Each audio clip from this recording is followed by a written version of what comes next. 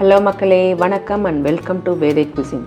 இன்றைக்கி நம்ம திணை அரிசி பொங்கல் எப்படி செய்கிறதுன்னு பார்க்க போகிறோம். 1 கப்பு திணை அரிசிக்கு 1/4 கப்பு பயத்தம்பருப்பு, இது ரெண்டுத்தையும் ஒன்றா சேர்த்து 3 தடவை களைஞ்சி எடுத்துக்கிட்டு ஒரு 20 நிமிஷம் ஊற வச்சுக்கலாம்.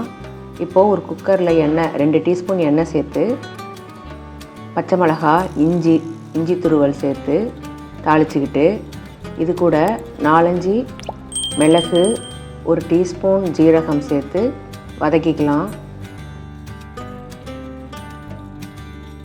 1 பங்கு திணை அரிசிக்கு 4 பங்கு தண்ணி சேர்க்கணும். எந்த கப்பால் திணை அரிசி நம்ம எடுத்தோமோ அதே கப்பால் 4 கப்பு தண்ணி சேர்த்துக்கலாம்.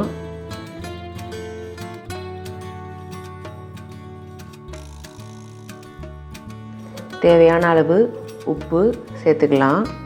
இது கூட 1 டீஸ்பூன் மிளகுத்தூள், 1/4 டீஸ்பூன் பெருங்காயத்தூள் சேர்த்துருக்கேன். தண்ணி நல்லா கொதித்து வரும்போது ஊற வச்சிருக்கிற திணை அரிசி, பயத்தம்பருப்பை இதில் சேர்த்துக்கலாம். பொங்கல் வேகிறதுக்கு முன்னாடி இந்த தண்ணி கொஞ்சம் உப்பு கரிக்கணும். அப்போ தான் பொங்கல் வேகும்போது கரெக்டான உப்பு இருக்கும். 1 கொத்து கருவேப்பிலை சேர்த்துருக்கேன். இப்போ குக்கரை மூடி 3 விசில் ஹை ஃப்ளேமில் 10 நிமிஷம் சிம் ஃப்ளேமில் வச்சு குக்கரை ஆஃப் பண்ணிடலாம். ப்ரெஷர் அடங்கினதும் தேங்காய் சட்னி கூட சர்வ் பண்ணால் சூப்பரான திணை அரிசி பொங்கல் ரெடி.